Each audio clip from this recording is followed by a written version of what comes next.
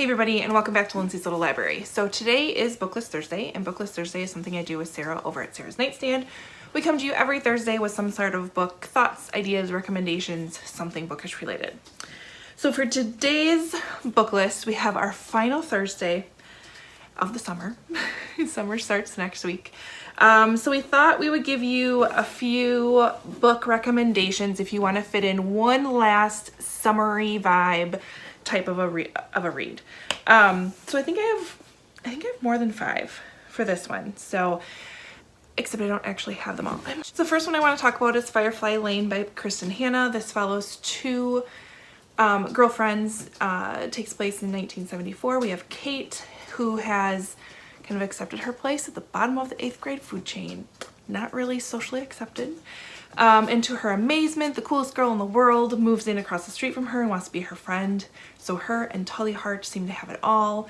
And they become the bestest of friends. They make a pact to be best friends forever. And by summer's end, they become Tully and Kate. They're inseparable. And it kind of goes through their friendship, which is amazing. Love that book. You gave it 5 stars.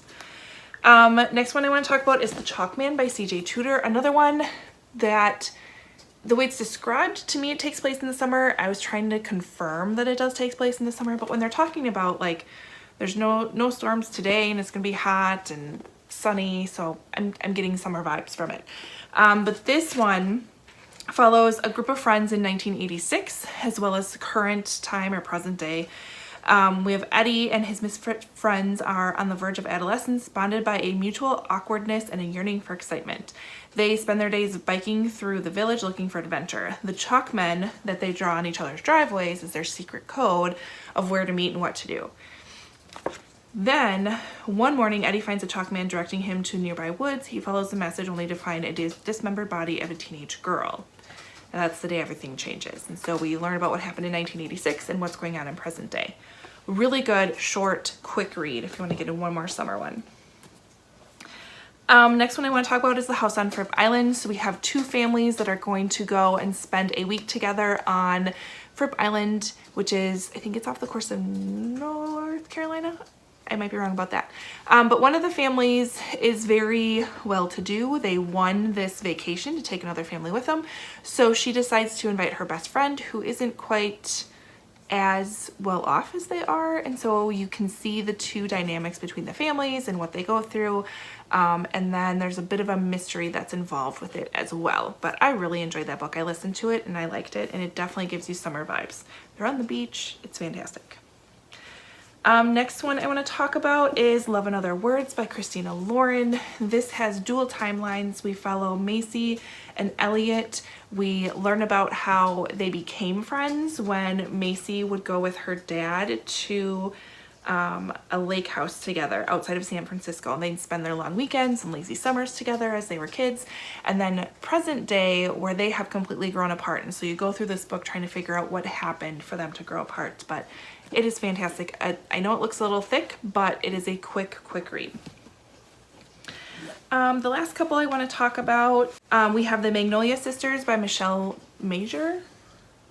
I had to make sure that was right.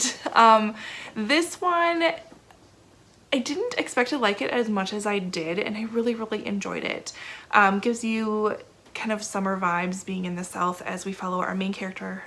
I think her name's Avery, and she finds out that her very estranged father, who he's never really ever met nor had a relationship with, has passed away and left her with a bit of an inheritance. And so she has to go back home in order to claim that. When she's there, she learns she has 2 sisters that she didn't know about. And it is a bit of a mess sorting out this inheritance. And so she ends up having to stay there. Relationships are formed, drama ensues. It is a really quick, easy summer read. And then the last one I want to talk about is Safe Haven by Nicholas Sparks. Nicholas Sparks is kind of take it or leave it for me, but this is by far my favorite Nicholas Sparks book.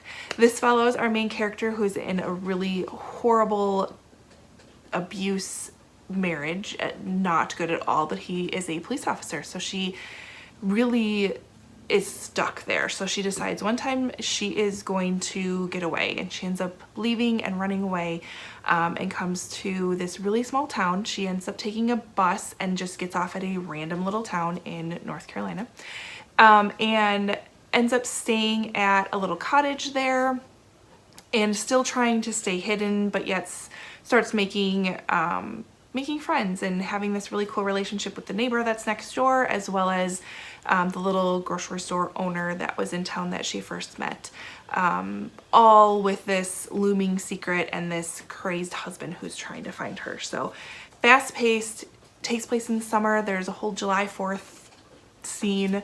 It's fantastic. I really enjoyed that book as well. So all of these are quick reads, can give you a little taste of summer before we head into the fall spooky season that's up ahead. So yeah, if you've read any of these, you want to chat about them below, comment. Otherwise, head over to Sarah's channel and see what she has for us today, and like, subscribe, all that fun stuff, and I'll see you next time. Bye.